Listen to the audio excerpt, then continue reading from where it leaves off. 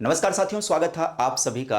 आज एक महत्वपूर्ण सेशन में करने जा रहा हूं जिसमें चर्चा करने वाला हूं गुजरात गांधीनगर के उस बालक के विषय में जिसका नाम है इशित भट्ट, जो कौन बनेगा करोड़पति प्रोग्राम से चर्चा का विषय बन गया है। सोशल मीडिया के विभिन्न प्लेटफॉर्म पर उसकी वीडियो वायरल हो रही है। हालांकि केवीसी के अंदर कुल मिला जुला करके 8 से 10 मिनट तक ही वो हॉट सीट पर बैठ पाता है, परंतु ऐसा क्या हो जाता है कि उसको ट्रोलर के द्वारा ट्रोल किया जाना प्रारंभ कर दिया गया।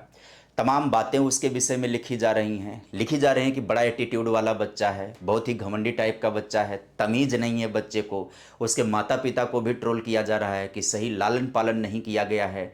तो इस तरीके की वीडियो जब मिलती है तो देखा जाता है, भाई उसका मूल्यांकन किया जाता है कि उसमें क्या सच्चाई है।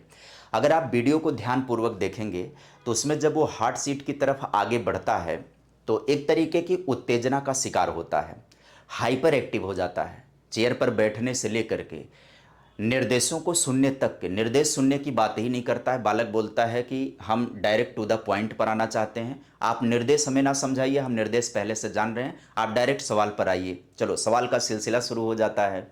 सवाल पूछा जाता है उससे कि ब्रेकफास्ट में क्या खाया जाता है। ठीक है, उसने कहा ऑप्शन की ज़रूरत नहीं है, जवाब ले लो। वो इसी तरीके से जवाब देता चला जाता है। आखिरी सवाल में जा कर के फंस जाता है बेचारा, जहाँ पर पूछा जाता है उससे कि रामचरितमानस का दूसरा कांड या पहला कांड पूछा जाता है कि कौन सा है, और वो फिर कॉन्फिडेंस में बोलता है अयोध्या कांड है, उसको 3-4 बार लॉक कर दिया जाए। एक बार नहीं लॉक करने की बात कर रहा है, कंप्यूटर महोदय लॉक कर दिया जाए। भाई उधर से अमिताभ बच्चन साहब बोलते हैं कि लॉक कर दिया जाए इस विकल्प को, तो वो कह रहा है एक बार नहीं लॉक करो, 4-5 बार लॉक कर दो। 100% फिक्स है अयोध्या कांड होगा, जबकि उसका उत्तर सही होना चाहिए था बालकांड। फिलहाल क्या उत्तर था क्या नहीं था, विषय वो नहीं है, मुद्दा वो नहीं है। मुद्दा ये है कि एक बालक जो केवीसी में जाता है और फिर इस तरीके से पूरे सेशन के दौरान अगर आप देखेंगे तो एक मासूमियत उसके अंदर से झलक करके आएगी। सेशन को देखने के बाद आपको कतई नहीं लगेगा कि इसमें गलत क्या है। बहुत सारे बच्चे होते हैं जो ओवर कॉन्फिडेंस का शिकार बन जाते हैं, प्रदर्शन करते हैं, ओवर कॉन्फिडेंस में आते हैं। कई बार ऐसा होता है कि बच्चे जब ऐसे किसी प्रोग्राम में जा रहे होते हैं तो माता पिता की इच्छा रहती है, उस इच्छा की पूर्ति कर रहे होते हैं। माता पिता ज़रूरत से ज़्यादा अपेक्षाएं कई बार अपने बच्चों से कर लेते हैं। कुछ बच्चे होते हैं जो सुपर गिफ्टेड बच्चे होते हैं, सुपर जीनियस बच्चे होते हैं, गॉड गिफ्टेड होते हैं। वो सब इन सब प्रोग्राम में जाते हैं या इन सभी प्रतियोगिताओं में जाते हैं तो उनकी स्वाभाविकता दिखाई पड़ती है, नेचुरलिटी दिखाई पड़ती है, क्योंकि वो हैं ही उसी प्रकार के कि उनको तमाम सामान्य जानकारियाँ होती हैं जिसका उत्तर बड़े सहज और सरल रूप में देते हैं। उनकी भाषा भी अच्छी किस्म की होती है। वो जब कम्युनिकेशन के अंतर्गत आते हैं तो किसी भी तरीके से इरिटेटिंग नहीं लगता है, किसी भी तरीके से उनका व्यवहार ना वो एटीट्यूड वाला नहीं लगता है जो आपको बुरा फील करा जाए। लेकिन वहीं पर जिन बच्चों को जानबूझ करके तैयार करवाया जाता है, उनके अंदर क्षमता ना होने के बावजूद भी क्षमता वाला बनाए जाने का प्रयास किया जाता है, तो सीखा जा सकता है, लर्निंग हो सकती है। कोई भी प्रशिक्षण प्राप्त कर सकता है, सीख सकता है, लेकिन उस प्रशिक्षण के साथ केवल एक पक्ष नहीं होना चाहिए, खाली सूचनाएं उसके दिमाग में नहीं भरनी चाहिए। उठने बैठने का, बोलने चालने का तौर तरीका सिखाने की सबसे ज़रूरत होती है। यहाँ तो आप जब साइकोलॉजी के अंदर आते हो तो एजुकेशनल ऑब्जेक्टिव की बात की जाती है, बेंजामिन एस ब्लूम की बात की जाती है। वो थोड़ा सा लंबा मुद्दा हो जाएगा, उस चर्चे पर नहीं जाएंगे। बस इतनी सी बात आएगी कि अगर कहीं कोई गलत है तो वहाँ एकमात्र गलती हो गई है कि माता पिता अपने बच्चों से अपेक्षाएं ज़्यादा करते हैं। आज की जनरेशन में जो ये आज की बात ये की जा रही है कि आजकल की जनरेशन ऐसी ही होती जा रही है कि उनके अंदर पेशेंस और तमीज़ दोनों दोनों ख़त्म होती जा रही हैं।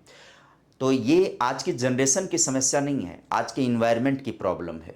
आज का इन्वायरमेंट आज का क्या है कि आज के वातावरण में प्रत्येक माता पिता ना जो कार्य वो स्वयं नहीं कर पाए हैं, वो सारे उम्मीदें, वो सारे लक्ष्य अपने बच्चों से प्राप्त करवाना चाहते हैं और बहुत कम उम्र में अपेक्षाएं बड़ी पाल लेते हैं।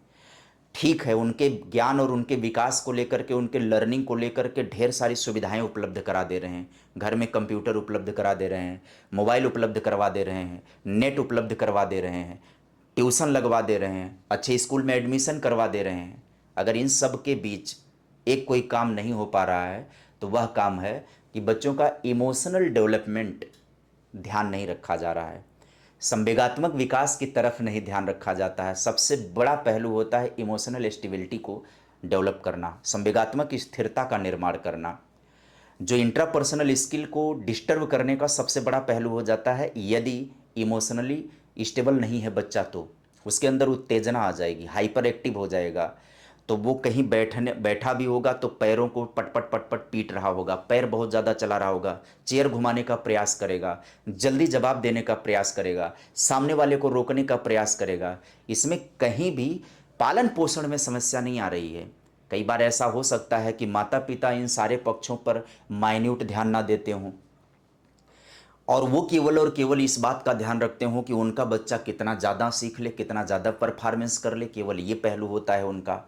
और यदि ऐसे में किसी बच्चे के साथ ऐसी हरकतें हो जाती हैं, ठीक है, हाइपर उत्तेजना का शिकार अगर वो बन गया और उसके द्वारा जवाब गलत हो गए, बिना 1 रुपये जीते अगर वो केवीसी से बाहर हो गया, ठीक है, तो उसे इतना ट्रोल नहीं करना चाहिए जितना सोशल मीडिया पर उसे गाली दी जा रही है, जितना ट्रोल किया जा रहा है। ये किसी भी बच्चे के साथ और किसी भी माता पिता के बालक के साथ हो सकता है। प्रत्येक माता पिता अपने आप में मैडम हरलाक नहीं है, रूसो नहीं है, अरस्तु नहीं है, दुनिया भर की जानकारी नहीं है। अगर दुनिया भर की जानकारी भी है तो साइकोलॉजिकल पहलू अभी भी हम भारतीयों के अंदर उतना मजबूत नहीं है कि हम अपने बच्चे को साइकोलॉजिकली सपोर्ट प्रदान करें। हम केवल नॉलेज की बात करते हैं, सूचनाओं की बात करते हैं, एजुकेशन की बात करते हैं, किताबें पढ़ाने की बात करते हैं, डिग्री दिलाने की बात करते हैं। हम व्यक्तित्व के पक्षों को संतुलित तरीके से विकास करने के लिए प्रयत्नशील नहीं होते हैं, क्योंकि उधर दिमाग जाता ही नहीं है। क्या क्या समस्याएं हो सकती हैं। इमोशनली स्टेबिलिटी की बात करें तो उसमें दिक्कत बच्चे की खड़ी हो जाती है। कई बार बच्चे हाइपर एक्टिविटी के शिकार बन जाते हैं। कई बार हमारे पालन पोषण के तरीकों के कारण बच्चे ऑटिज्म के शिकार बन जाते हैं। वो अकेलापन पसंद करते हैं, एकाकीपन की तरफ चले जाते हैं। मोबाइल का दौर आभासी दुनिया का दौर है और आभासी दुनिया रियलिटी से व्यक्ति को दूर करती है और कई बार यह आभासी दुनिया व्यक्ति को ओवर कॉन्फिडेंस में ला देती है। निश्चित तौर पर उस बालक के साथ भी वही हुआ है। वह बालक जब केवीसी में शामिल होने की प्लान में आया होगा, योजना में आया होगा, तो तमाम उसे वीडियो दिखाई गई होगी, तमाम शो दिखाया गया होगा, छोटे बच्चों के कॉन्फिडेंस दिखाए गए होंगे और माता पिता द्वारा कहा गया होगा कि ऐसा ही कॉन्फिडेंस दिखाना है। तो एग्जैक्ट मात्रा का ज्ञान बच्चे को नहीं है कि कितनी मात्रा में कॉन्फिडेंस होगा, कितनी मात्रा बढ़ जाएगी तो ओवर कॉन्फिडेंस हो जाएगा, कितनी मात्रा बढ़ जाएगी तो हमारा व्यवहार जो है वो दुनिया के सामने हम एक अलग मूल्यांकन की पद्धति में चले जाएंगे, अलग नज़रिए से हमारा मूल्यांकन किया जाने लगेगा, हमें एटीट्यूड वाला बालक कहा जाने लगेगा, असभ्य बालक कहा जाने लगेगा। बालक को क्या पता है उस मात्रा को, और माता पिता भी उस मात्रा को कैसे जान पाएंगे। वो तो केवल एक ही उम्मीद कर रहे हैं ना कि हमारा बच्चा परफॉर्मेंस कर जाए, अच्छा परफॉर्मेंस कर जाए, सारे प्रश्नों के जवाब दे जाए, हम ज़्यादा जीत जाएं। यहाँ बात रुपए पैसे की जीतने की नहीं होती है। यहाँ अपने बालक की छवि और अपनी छवि, उस बालक के अंदर अपनी छवि और अपने परफॉर्मेंस को माता पिता देखने लगते हैं तो नहीं ध्यान दे पाते हैं माता पिता। ये घटना किसी के साथ हो सकती है। आम तौर पर जो बच्चे जाते हैं, जो वास्तविक रूप में जो जीनियस होते हैं, जिनको लालन पालन में वो तौर तरीके भी जिनके शामिल होते हैं, परिवार में वो परिस्थितियां भी वो देखे हुए होते हैं जहां पर तमाम उत्तेजनाओं पर पेशेंस बनाने की काम, उत्तेजना को नियंत्रित करने की बात होती है, तो वो बच्चे ठीक ठाक प्रदर्शन कर जाते हैं। कई बार ऐसा भी होता है कि चेहरे का हाव भाव, बॉडी लैंग्वेज भी कई बार हमारी अच्छी बात को भी खराब बना देता है। हम बोलना अच्छा चाह रहे हो, हम चंचलता दिखाना चाह रहे हो, अगर ये चेहरे की हाव भाव की बात करें तो इस बालक के चेहरे के अंदर अगर बात करें तो ज्ञान के आधार पर, व्यवहार के आधार पर तो अपरिपक्वता दिखाई पड़ रही है। वो बालक का जो बाल सुलभ लक्षण है वो दिखाई पड़ रहे हैं, है ना, चंचलता स्वाभाविक। लेकिन जो चेहरा और बॉडी लैंग्वेज की बात कर दिया जाए अगर, तो वहाँ पर एक तरीके से वो मैच्योरिटी लेकर के आने का प्रयास कर रहा है, परिपक्वता दिखाने का प्रयास कर रहा है। तो यहाँ पर बातें बिगड़ गई कि चेहरे से, बॉडी लैंग्वेज से, हाव भाव से वो अपने आप को परिपक्व दिखाने का प्रयास कर रहा है, बट ज्ञान से, सूचनाओं से, अनुभव से उसकी चंचलता झलक रही है। तो इस नाते उसके चेहरे का एक अलग एटीट्यूड निकल करके आ गया, वो शायद बुरा फील करवा रहा है। देखने वालों को वीडियो देख करके वो बुरा फील करवा रहा है। और किसी को क्या पड़ी हुई है हमारे जीवन से, उनके जीवन से, उनके जीवन से। आभासी दुनिया यही है। आभासी दुनिया में हम हमेशा आनंद की तलाश करते हैं और हम हमेशा अपने नज़रिए से चीज़ों को ढूंढने का प्रयास करते हैं। हम हर चीज़ का मूल्यांकन करते हैं। हमें लगता है कि अरे यार, इसको ऐसा नहीं करना चाहिए था, ऐसा कैसे कर दिया इसने। तो हम कमेंट लिख देते हैं जा कर के कि तुमको ऐसा नहीं करना चाहिए था।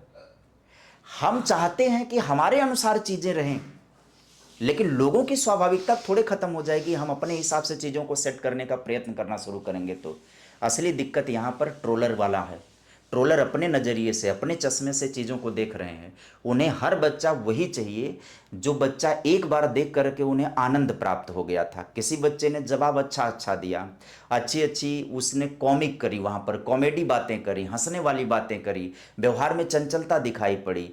तो एक होता है बाल सुलभ लक्षण देख लिए, उनको आनंद वात्सल्य महसूस हो गया, आनंद आ गया। हर बच्चे से वही कामना कर रहे हैं। तो केवल माता पिता की ही अपेक्षाएं बुरी नहीं है।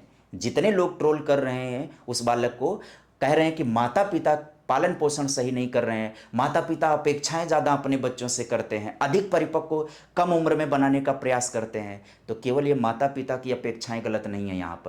यहाँ पर गलत उन दर्शकों की अपेक्षाएं भी हैं जो हर बालक के अंदर वो देखना चाहते हैं जो उनके आनंद का विषय हो जाए, जो उन्हें मेंटली संतुष्ट करे, अच्छा लगे। इंडिविजुअल डिफरेंसेस होते हैं, व्यक्तिगत विभिन्नताएं होती हैं, लोग अलग अलग होते हैं और पालन पोषण में कोई कमी नहीं होती है। कमी ये हो जाती है मनोवैज्ञानिक पक्ष पर ध्यान ना दे पाने के कारण। कई बार हाइपर एक्टिव हो जाते हैं बच्चे। वो इतना माइन्यूट होता है कि माता पिता ध्यान नहीं दे पाते हैं कि हमारा बच्चा हाइपर एक्टिव हो गया है। वो तमाम उसके व्यवहार में हड़बड़ी में जल्दीबाजी करने का प्रयत्न करता है। इसको लोग बीमारी के रूप में नहीं मानते हैं, बट ये एक बीमारी होती है। हमारा बच्चा स्वालीनता का शिकार हो रहा है, ऑटिज्म का शिकार हो रहा है, लोग बीमारी नहीं मानते हैं, एक स्वाभाविक विकास मान करके चलते हैं। तो ये सब चीज़ें हैं। एक बालक, एक परिवार, एक माता पिता को ट्रोल करके उनको डिप्रेशन में डालने, उनके जीवन को खतरे में डालने का काम हम और आप लोग करते हैं, जो किसी के भी वीडियो के नीचे जा कर के कमेंट कर देते हैं बिना इस बात का गौर किए, बिना इस बात पर ध्यान दिए कि इस हमारे एक कमेंट का क्या प्रभाव पड़ेगा उनके जीवन पर। क्योंकि एक एक कमेंट, लाखों कमेंट, करोड़ों कमेंट हो जाते हैं जिसको वो नहीं देखना चाहता, नहीं पढ़ना चाहता है। लेकिन दूर भी तो नहीं हो सकता है, मोबाइल से, इंटरनेट से दूर भी तो नहीं हो सकता है। ये जीवन का पार्ट बन चुका है। वो अपनी वीडियो डिलीट कर देगा, अपने चैनल से हटा देगा, अपनी आईडी को बंद कर देगा, लेकिन अलग अलग लोग तो चला रहे हैं। कैसे बचा पाएगा अपने आप को? तो एक परिवार को आप नष्ट कर दोगे, एक बालक का जीवन बर्बाद कर दोगे। ऐसा नहीं करना चाहिए। ट्रोल करने के पहले एक बार मूल्यांकन कर लें कि इसमें अगर आप हों और आपका परिवार हो, आपका बच्चा हो, तो दुख आपको होगा। और गलतियां किसी की नहीं है, पालन पोषण का कोई दोष नहीं है, बालक का कोई दोष नहीं है। कम उम्र में ज़्यादा अपेक्षा की जा रही है, और अपेक्षा केवल माता पिता नहीं कर रहे हैं, अपेक्षा आप कमेंट करने वाले लोग भी कर रहे हो। क्योंकि आप तो कह रहे हो ना कि बहुत गुरूर वाला बच्चा है, बड़ा घमंड वाला, तो आप भी तो अपेक्षा कर रहे हो कि वो बालक बन करके रहे, बालक बन करके जवाब दे। अपेक्षाएं सबकी बुरी होती हैं। चीज़ों को नॉर्मल लेना चाहिए, स्वाभाविक लेना चाहिए। धन्यवाद।